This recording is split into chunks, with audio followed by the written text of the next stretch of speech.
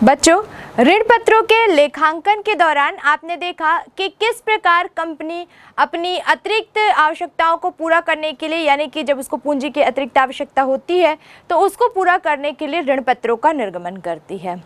और जिस प्रकार ऋण पत्रों का निर्गमन किया जाता है, यानी ऋण लिया जाता है ऋण पत्रों के आधार पर, वैसे ही उनका शोधन यानी कि भुगतान भी किया जाता है। तो इस अध्याय में हम देखेंगे ऋण पत्रों का शोधन यानी कि ऋण पत्रों का भुगतान। अब अगर बात करें ऋण पत्रों के शोधन की, तो इसके अर्थ को हम जाने तो कुल मिलाकर ये वही स्थिति है जबकि एक ऋणदाता को कंपनी ऋण को वापस कर देती है, उससे लिए गए पैसों को वो उसको वापस कर देती है सीधे सीधे शब्दों में। तो जब ये पूरी प्रक्रिया ऋण पत्रों के माध्यम से होती है, यानी कि कंपनी ने ऋण पत्रों के आधार पर ऋण लिया था और अब उन ऋण पत्रों की राशि को कंपनी वापस कर रही है, तो यही जो प्रक्रिया है ये ऋण पत्र का शोधन कहलाती है। और अगर हम देखें कि ऋण पत्र जो है वो कंपनी के दायित्व की तरह होते हैं, तो जैसे ही इन ऋण पत्रों का भुगतान हो जाता है कंपनी के दायित्व की समाप्ति हो जाती है। साथ ही एक बात ये कि जब हम ऋण पत्रों का शोधन करते हैं, जब कोई भी कंपनी जब ऋण पत्रों का शोधन करती है तो तीन महत्वपूर्ण बातों पर वो विचार करती है।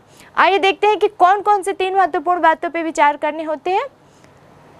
तो सबसे पहले देखा जाता है कि ऋण पत्र के शोधन का समय क्या है।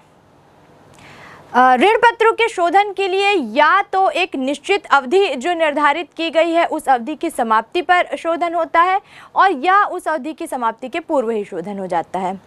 हमने पिछले अध्याय में देखा था कि कंपनी के कुछ अपने पार्षद सीमा नियम, पार्षद अंतर नियम होते हैं जिनमें अंश पत्र और ऋण पत्रों से संबंधित सभी जो नियम कानून होते हैं वो बता दिए जाते हैं। तो अंतर नियमों के व्यवस्था के अधीन ऋण पत्रों का शोधन होता है। जब भी कंपनी ऋण पत्र निर्गमित करती है तो उसमें अवधि निर्धारित कर देती है, उस अवधि की समाप्ति पर ऋण पत्र का शोधन होगा ऐसा माना जाता है। कई बार ऐसी स्थितियां बनती है कि उस अवधि की समाप्ति के बाद ही शोधन यानी कि राशि का भुगतान किया जाता है, लेकिन कई बार ऐसी भी स्थितियां बनती है कि उस अवधि की समाप्ति के पहले ही ऋण पत्रों का भुगतान या शोधन करना पड़ता है। तो दोनों ही स्थितियां बन सकती हैं। अवधि के आधार पर अगर हम देखें तो निर्धारित अवधि के बाद भी शोधन हो सकता है और निर्धारित अवधि के पूर्व भी शोधन हो सकता है। यहाँ एक बात महत्वपूर्ण होती है कि कंपनी शोधन करते समय अपने जो अंतर नियम है उनमें जो नियम दर्शाए गए हैं उनका विशेष ध्यान रखती है। दूसरी एक महत्वपूर्ण बात है कि इसका एक दूसरा तरीका ये भी हो सकता है कि लॉटरी के द्वारा ऋण पत्रों का शोधन किया जाए। क्या है लॉटरी के द्वारा कैसे ऋण पत्रों का शोधन किया जाता है, इसको आगे हम और विस्तार से पढ़ेंगे। और उसके बाद एक तीसरी दशा ये भी बनती है कि कंपनी स्वयं ही अपने ऋण पत्रों को खुले बाजार में क्रय कर ले। किस तरह से, जब एक कंपनी अपने स्वयं के ऋण पत्रों को खुले बाजार में क्रय कर लेती है तो क्या स्थिति होती है, कब वो एक शोधन ऋण पत्रों के शोधन का ही रूप मान लिया जाता है, इसको हम और विस्तार में आगे देखेंगे। और फिलहाल दूसरी जो बात जो कि शोधन के समय एक कंपनी को विचार करने योग्य होती है उसको देखें तो ये है ऋण पत्रों के शोधन पर देय राशि। अब हालांकि अंतर नियमों को फॉलो करते हुए जो भी ऋण पत्रों के शोधन की राशि निर्धारित की जाती है वही राशि देय होती है, लेकिन भुगतान का एक जो तरीका होता है उसमें कुछ अलग अलग चीज़ें होती हैं, जैसे कि या तो ऋण पत्रों की पूरी राशि एक मुश्त दे दी जाती है डिबेंचर होल्डर्स को, ऋण पत्रधारियों को, या एक दूसरी कंडीशन ये भी बनती है कि उनको वार्षिक किस्तों में वो राशि अदा की जाती है। तो जिस तरह की परिस्थितियाँ हैं, जैसे उनको जिस प्रकार से पेमेंट करना हो वैसे किया जा सकता है। यहाँ पर अगर हम बात करें भुगतान के अवधि की, तो एक चीज़ ये भी देखना होगा हमको कि इन ऋण पत्रों का जो भुगतान किया गया है वो अवधि की समाप्ति के बाद, यानी कि जब उनका निर्गमन किया गया था तो जो अवधि निर्धारित की गई थी उस अवधि की समाप्ति के बाद शोधन किया जा रहा है या उससे पहले। तो अगर अवधि की समाप्ति के बाद अगर शोधन किया जा रहा है तो यहाँ पर हमको जब हमने निर्गमित किया था तो वहाँ पर देय राशि पे प्रीमियम और बट्टा की भी राशि उसमें हमने कैलकुलेट की है। इस बात का हमको विशेष ध्यान रखना है, कब? शोधन के समय। दूसरी एक स्थिति बनती है अगर अवधि के भीतर यानी कि जो निर्धारित अवधि की गई थी वहां तक पहुंच नहीं पाए और उसके पहले ही ऋण पत्रों का शोधन कर दिया गया, तो ऐसी स्थिति में हमको क्या करना होता है कि वार्षिक किस्त में शोधन किया जाता है ऐसी दशा में, और प्रत्येक वार्षिक किस्त में जो राशि दी जाएगी कंपनी के द्वारा उसकी व्यवस्था कंपनी को करनी होती है। तो समय का भुगतान का जो समय होता है उसको एक ध्यान में रखना जरूरी होता है। तीसरी एक बात ये होती है कि ऋण पत्रों के शोधन के स्रोत क्या हों। अब सीधे सरल शब्दों में हमने समझ लिया है कि शोधन यानी कि जो ऋण कंपनी ने लिया था अब उस ऋण को वापस करना है ऋण पत्रधारियों को। तो ऋण को वापस करना है, पैसा वापस करना है, तो इसका सोर्स क्या हो, पैसा कहाँ से आए, कैसे पैसा लाकर वापस किया जाए उनको। तो इस संबंध में यहाँ पर हम देखते हैं कि कंपनी इनके शोधन के लिए जिस धन की कंपनी को आवश्यकता होती है उसके लिए कंपनी के लिए किसी विशेष जो स्रोत होता है उसके लिए कोई वैधानिक नियम नहीं होता है। कंपनी अपनी पूंजी में से या नए अंश पत्र ऋण पत्र निर्गमित करके उनका शोधन कर सकती है। विधिवार अगर हम पढ़ें कि किस तरह से हम इसकी कैलकुलेशन करेंगे, कैसे हम जनरल एंट्री करेंगे, तो कुछ बिंदुओं के आधार पर हम इसको समझेंगे। जैसे सबसे पहला तो कंपनी नए अंश और ऋण पत्रों को निर्गमित करके शोधन कर सकती है। अंशों को जब निर्गमित किया, नए ऋण पत्रों को जब निर्गमित किया, तो उनसे जो धनराशि प्राप्त हुई उसी राशि से पुराने ऋण पत्रों का शोधन यानी भुगतान किया जा सकता है। एक तो ये कंडीशन।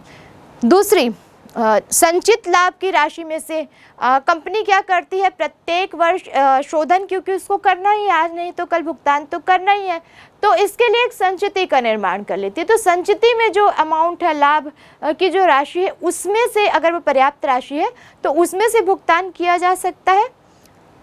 तीसरी एक बात आती है कि आधिक की विधि से सरप्लस अगर कुछ है उससे भुगतान किया जा सकता है। और चौथा जो है वो परिसंपत्तियों के विक्रय से। ये भी एक लास्ट ऑप्शन होता है कि कंपनी के पास अगर संपत्ति पैसे अगर नहीं है ऋण पत्रों का शोधन के लिए, ऋण पत्रधारियों को भुगतान करने के लिए, तो परिसंपत्तियों को बेचकर भी उससे प्राप्त राशि से भी ऋण पत्रों का भुगतान किया जा सकता है। तो ये तीन दशाएं थी जिनको कि बहुत सावधानी से ध्यान में रखते हुए ऋण पत्रों का शोधन किया जाता है। अब आइए देखते हैं पहली कंडीशन, जबकि अंशों और नए ऋण पत्रों के निर्गमन से कंपनी पुराने जो ऋण पत्र हैं उनका शोधन करती है, यानी डिबेंचर होल्डर्स को पेमेंट करती है। तो ये एक ऐसी दशा बनती है जबकि कंपनी सबसे पहले इस बात का एनालिसिस करती है कि कितनी राशि की उसको आवश्यकता है ऋण पत्रों के शोधन के लिए। उसके बाद वो देखती है कि उसकी अधिकृत पूंजी क्या है, कितने अंशों के लिए वो आवेदन निर्गमित कर सकती है। अगर कुछ अंश निर्गमित करने की और क्षमता है तो वो कुछ अंशों को निर्गमित करती है, ऋण पत्रों को निर्गमित करती है, और उन नए अंशों नए ऋण पत्रों के निर्गमन से जो राशि उसको मिलती है उस राशि से वो पुराने ऋण पत्रधारियों का निपटारा कर देती है, यानी कि उनको भुगतान कर दिया जाता है। तो इस कंडीशन में किस तरह की जनरल एंट्री की जाती है, आइए इस पर एक नजर डालें।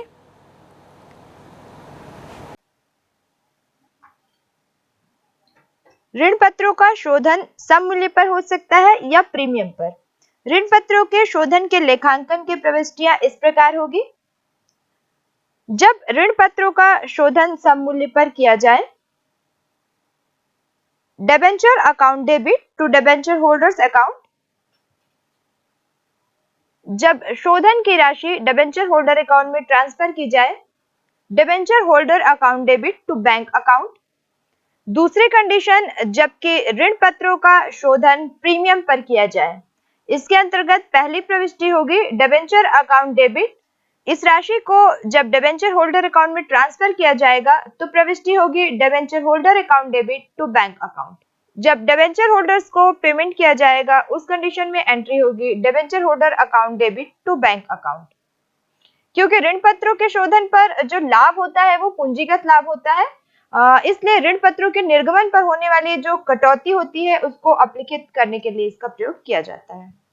तो आपने देखा कि जब नए अंश पत्र या ऋण पत्र जारी करके कंपनी ऋण पत्रधारियों का भुगतान करती है, तो कौन कौन से जनरल एंट्रीज होती हैं। आइए इस संबंध में कुछ क्रियात्मक प्रश्नों को हल करें। कई बार ऐसी दशाएं बनती है जबकि ऋण पत्रों का पूंजी में से शोधन किया जाता है। तो ये कौन सी दशा है जबकि ऋण पत्रों का पूंजी में से शोधन किया जाता है और किस तरह से इसकी कैलकुलेशन और इसको हम पंजीकृत करते हैं, आइए देखते हैं। एक तो जब ऋण पत्रों का पूंजी में से शोधन किया जाता है तो शोधन कोष यानी जिसको हम रिडम्पशन फंड बोलते हैं, उसमें जो बैलेंस होता है उसको हस्तांतरण करने की आवश्यकता नहीं होती। जैसे कि अभी हमने जनरल एंट्रीज में देखा कि कब किस कंडीशन में हम शोधन कोष में हस्तांतरण करते हैं प्रॉफिट को। लेकिन अगर पूंजी में से शोधन होता है तो हमको ये जो बैलेंस है शोधन कोष का उसको हस्तांतरित करने की आवश्यकता नहीं होती है। और अगर बात करें कंपनी अधिनियम 2013 की धारा 71(4) के अनुसार, तो सेबी ने अपने जो नए दिशा निर्देश जारी किए हैं इस विषय पे, अगर हम उसको ध्यान रखें तो हम देखते हैं कि ऋण पत्र का जो शोधन कोष है वो प्रारंभ करने के पूर्व ही ऋण पत्र की जो कुल निर्गमित की गई राशि है, जितने के लिए वो डिबेंचर इशू किए जा चुके हैं, उसका कम से कम 25% जो भाग होता है, 25% राशि का जो भाग होता है उसके बराबर की जो राशि होती है वो ऋण पत्र शोधन कोष में ऑलरेडी हस्तांतरित कर दी जाती है। अब ऐसी कंडीशन बन जाती है कि पूरी की पूरी राशि, क्योंकि 25% तो अलग हो गई, तो पूरी की पूरी राशि को पूंजी में से फिर शोधन कर पाना असंभव हो जाता है। एक दूसरी स्थिति ये बनती है कि ऋण पत्रों का लाभ में से भी शोधन किया जा सकता है। कई बार लाभ की राशि अधिक होती है, अधिक जिसे हम कहते हैं, वो अमाउंट अगर पर्याप्त होती है तो उसमें से भी शोधन किया जा सकता है। तो किस तरह की दशाएं बनती हैं इसमें, जब हम ऋण पत्र में से लाभ में से जब हम ऋण पत्रों का शोधन करते हैं तो यहाँ हम देखते हैं कि ऋण की राशि के पूरे 100% के बराबर जो है वो लाभ हानि विवरण, या जिसे हम कहते हैं लाभ हानि एप्रोप्रिएशन अकाउंट में, ये पूरा का पूरा नया खाता खोलकर इसको हम ऋण पत्र शोधन खाते को इसमें हस्तांतरित कर देते हैं।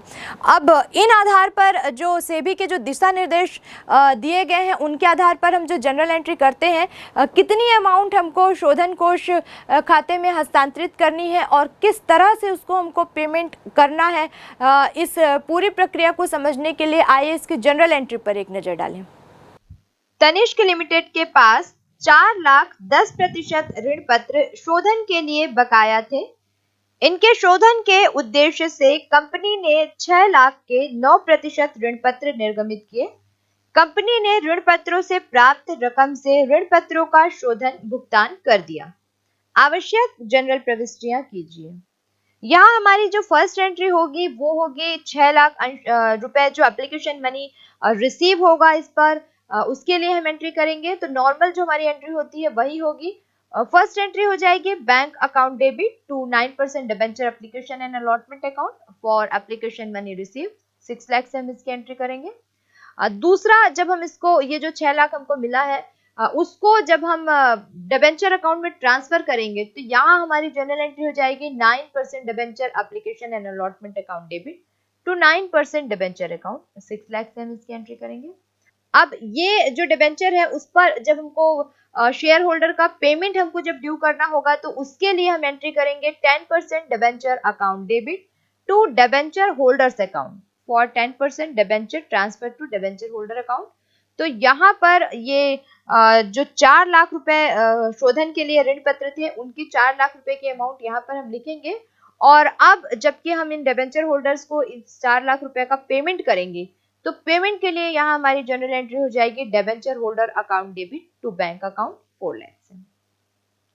पी लिमिटेड ने 100 रुपए वाले 10,000 12% ऋण पत्र 5% बट्टे पर निर्गमित किया, किंतु 5 वर्ष के अंत में 5% प्रीमियम पर शोध्य थे। ऋण पत्रों के निर्गमन तथा शोधन दोनों के समय जनरल प्रविष्टियां कीजिए। इस प्रश्न में 2 कंडीशन हमको फॉलो करना है। एक तो जब ऋण पत्रों का निर्गमन होता है उनके इशू के टाइम पे करना है, और दूसरा जब उनका रिडम्पशन यानी कि शोधन होता है। तो यहाँ पर हमारी फर्स्ट एंट्री जो कि निर्गमन की होगी वहां हमको ध्यान रखना है कि 5% बट्टे पर हमने इनको निर्गमित किया था, तो उस कंडीशन में जैसे कि हमने पिछले अध्याय में देखा कि निर्गमन तो हमने बट्टे पर किया, लेकिन शोधन के समय हमको प्रीमियम देना पड़ा वहां पर। तो यहाँ पर एक लॉस बनता है, हानि एक बनती है, तो उसकी एंट्री भी हमको साथ में करनी है। तो कुल मिलाकर यहाँ हमारी जनरल एंट्री जो होगी वो हो जाएगी bank account debit, loss on issue of debenture account debit to 12% debenture account to premium of redemption of debenture account. यहाँ हम नरेशन लिख सकते हैं, being the issue of debenture at 5% discount and redemption at 5% premium. यहाँ हम amount किस प्रकार लिखेंगे ये ध्यान देते हैं। तो बैंक के डेबिट में हम वो अमाउंट लिखेंगे जो एक्चुअल रिसीव होने वाली अमाउंट है, यानी कि टोटल होना चाहिए 10,000 इंटू 100 यानी 10,000 इंटू 100 यानी कि 10 लाख, लेकिन क्योंकि इस पे 5% डिस्काउंट में ये रिसीव हुआ है तो ये हो जाएगा 50,000 का डिस्काउंट, और माइनस जब करेंगे तो बैंक में हम केवल लिख पाएंगे 9,50,000। Loss of issue of debenture में हम कैसे कैलकुलेट करेंगे, तो हम यहाँ पे देख रहे हैं कि डिस्काउंट जो था वो 50,000 था, ऑलरेडी हमारा लॉस है, और रिडम्पशन जब हमने किया तो 5% प्रीमियम, तो फिर से 5% यानी कि 50,000 लॉस हुआ। तो कुल मिलाकर 50,000 प्लस 50,000 1 लाख रुपीज जो है वो loss on issue of debenture के डेबिट साइड में आएगा। टू 12% डिबेंचर में हम लिखेंगे टोटल 10 लाख जितनी की उसकी ड्यू अमाउंट थी, और to premium of redemption of debenture में हमने कैलकुलेट किया 50,000 प्रीमियम, उस अमाउंट को हम इसके सामने क्रेडिट में लिखेंगे। तो ये तो इशू की एंट्री हो गई। अब क्योंकि रिडम्पशन भी करना है हमको यहाँ पर, तो रिडम्पशन के लिए हम एंट्री करेंगे यहाँ पर 12% debenture account debit, premium on redemption of debenture account debit to debenture holder account being the amount due on redemption. Redemption पे जो ड्यू अमाउंट है उसके लिए हम यहाँ पर एंट्री करेंगे। तो हमने पहले भी देखा था कि 12% जो डिबेंचर है 1000 डिबेंचर 10,000 डिबेंचर है, एक डिबेंचर 100 रुपीज का है, तो टोटल जो 12% डिबेंचर अकाउंट के डेबिट में आएगा वो आएगा 10 लाख। प्रीमियम हमने कैलकुलेट कर लिया है 10 लाख का 5% यानी कि 50,000, और टोटल जो डिबेंचर होल्डर्स को ड्यू बनती है अमाउंट वो है 10,50,000। अब जब पेमेंट बनेगी डिबेंचर होल्डर्स के लिए, तो इसके लिए जनरल एंट्री हो जाएगी debenture holders account debit to bank account 10,50,000 से। बी लिमिटेड ने 100 रुपए वाले 10,000 ऋण पत्र 10% बट्टे पर इस शर्त पर निर्गमित किए कि 2 वर्ष के बाद ये ऋण पत्र 10% प्रीमियम पर शोधित किए जाएंगे। इन ऋण पत्रों के निर्गमन तथा 2 वर्ष की समाप्ति के बाद शोधन के लिए आवश्यक जनरल प्रविष्टियां कीजिए। यहाँ पर हमको दो कंडीशन है हमारे पास, एक तो on the date of issue क्या एंट्री होगी वो हमको करना है, और 2 साल के बाद आफ्टर 2 ईयर जब शोधन की डेट बनती है तो वहां पर क्या एंट्री होगी वो हमको यहाँ पर देखना है। तो फर्स्ट जब इशू हम वहां पर करेंगे तो यहाँ पे हमको ये देखना है कि एक तो डिस्काउंट पे इशू किया गया है, दूसरी बात डिस्काउंट पे इशू और प्रीमियम पे शोधन, तो दोनों मिलाकर कुछ ना कुछ लॉस यहाँ पर आता है, तो उसकी एंट्री हमको करनी है। तो यहाँ हमारी जनरल एंट्री हो जाएगी bank account debit, debenture discount account debit, loss on issue of debenture account debit to debenture account to premium on redemption of debenture account. तो बैंक अकाउंट में हमको कौन सी अमाउंट लिखनी है, 10,000 शेयर है, 100 रुपीज का एक है, यानी 10 लाख होना चाहिए था, लेकिन क्योंकि इस पे 10% डिस्काउंट हो गया, 10 लाख में 10% यानी 1 लाख डिस्काउंट हम माइनस कर दिए, तो बैंक अकाउंट के डेबिट में हम 9 लाख लिखेंगे। डिस्काउंट हमने कैलकुलेट कर लिया 1 लाख है, तो डिबेंचर डिस्काउंट अकाउंट के डेबिट में हम 1 लाख लिखेंगे। लॉस हमको कैलकुलेट करना है, तो हमने एक तो देख लिया कि डिस्काउंट 1 लाख है, और क्योंकि 2 वर्ष के बाद ये ऋण पत्र 10% प्रीमियम पर शोधित किए जा रहे हैं, और डिस्काउंट को हमने ऑलरेडी 1 लाख लिख चुके हैं हम, तो अब जोड़ के नहीं लिखेंगे, केवल प्रीमियम के शोधन की जो अमाउंट है, प्रीमियम पर शोधन वाली जो 1 लाख अमाउंट है उसको हम यहाँ पर अलग लिखेंगे। कई बार हम दोनों को जोड़ के भी लिखते हैं, loss on issue of debenture, उसमें हम डिस्काउंट और प्रीमियम दोनों के अमाउंट को जोड़ के 2 लाख भी लिख सकते हैं। उसके बाद टू डिबेंचर अकाउंट, यानी कि यहाँ पे क्रेडिट साइड में टोटल अमाउंट जो वहां पे ड्यू होती है डिबेंचर्स पे 10 लाख, 10,000 इंटू 100 10 लाख वो हम लिखेंगे, और to premium on redemption of debenture ये हमने कैलकुलेट किया 10 लाख पे 10% प्रीमियम यानी कि 1 लाख है, वो हम क्रेडिट साइड में लिखेंगे। नरेशन हम लिख सकते हैं यहाँ पे, being issue of 10,000 debenture at 10% discount and 10% and redemption of premium at 10%. अब 2 साल के बाद जबकि इनका शोधन करना है तो वहां पर जो हमारी एंट्री होगी वो एक तो पेबल अमाउंट जो रिडम्पशन की है उस पे होगी और एक फिर जो एक्चुअल हम पे करेंगे उसके लिए होगी। तो यहाँ हमारी, क्योंकि हमने क्वेश्चन में देखा है कि ये जो रिडम्पशन हो रहा है वो 10% प्रीमियम पे हो रहा है, तो यहाँ हमारी फर्स्ट जो एंट्री हो जाएगी वो होगी debenture account debit, premium on redemption of debenture account debit to debenture holder account being amount payable on redemption. तो डिबेंचर अकाउंट में हमने देखा कि 10,000 डिबेंचर है, 100 रुपीज का एक है, तो डिबेंचर अकाउंट के डेबिट में हम 10 लाख लिखेंगे। प्रीमियम हमने कैलकुलेट किया 10 लाख का 10%, तो 1 लाख प्रीमियम आ जाएगा, और डिबेंचर होल्डर अकाउंट के क्रेडिट में इसका जो टोटल है 10 + 1 11 लाख वो हम लिखेंगे। अब क्योंकि पेमेंट जो मेड हो रही है उसके लिए हमको एंट्री करनी है, तो ये एंट्री हमारी हो जाएगी टोटल 11 लाख से, debenture holder account debit to bank account 11 lakh से।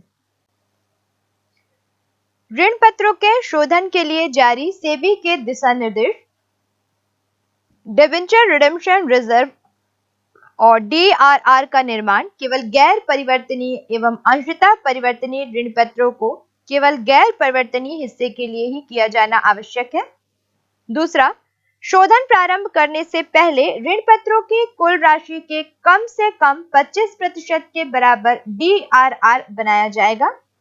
तीसरा, डीआरआर का निर्माण केवल चालू वर्ष के लाभों में से ही किया जाएगा। Company share capital and debenture नियम 2014 के अनुसार वैधानिक स्थिति, इस नियम के अनुसार कुछ विशेष कंपनियों पर ऋण पत्र शोधन कोष का निर्माण करना आवश्यक नहीं है। डीआरआर का प्रतिशत ऋण पत्रों के मूल्य के 50% से 25% कर दिया गया है। Companies share capital and debenture नियम 2014 के नियम 18(7) के अनुसार कंपनी को ऋण पत्रों के शोधन के लिए ऋण पत्र शोधन कोष बनाना चाहिए। इस संबंध में शर्तें निम्नलिखित हैं। पहला, भारत में रिजर्व बैंक ऑफ इंडिया द्वारा नियंत्रित समस्त वित्तीय संस्थाएं सार्वजनिक एवं निजी रूप से दिए गए ऋण डीआरआर का प्रतिशत नील होगा। दूसरा, बैंकिंग कंपनी सार्वजनिक और निजी रूप से दिए गए ऋण पत्र डीआरआर का प्रतिशत नील। तीसरा, गैर बैंकिंग वित्तीय कंपनी एवं अन्य वित्तीय संस्थाएं, उदाहरण के लिए LIC of India, UTI etcetera, सार्वजनिक रूप से निर्गमित ऋण पत्र निजी रूप से दिए गए ऋण पत्र में डीआरआर का प्रतिशत 25% होगा। चौथा, अन्य कंपनी उत्पादक एवं इंफ्रास्ट्रक्चर लिस्टेड और अनलिस्टेड में सार्वजनिक एवं निजी रूप से दिए गए ऋण पत्र जैसे भी हो डीआरआर का प्रतिशत 25 होगा।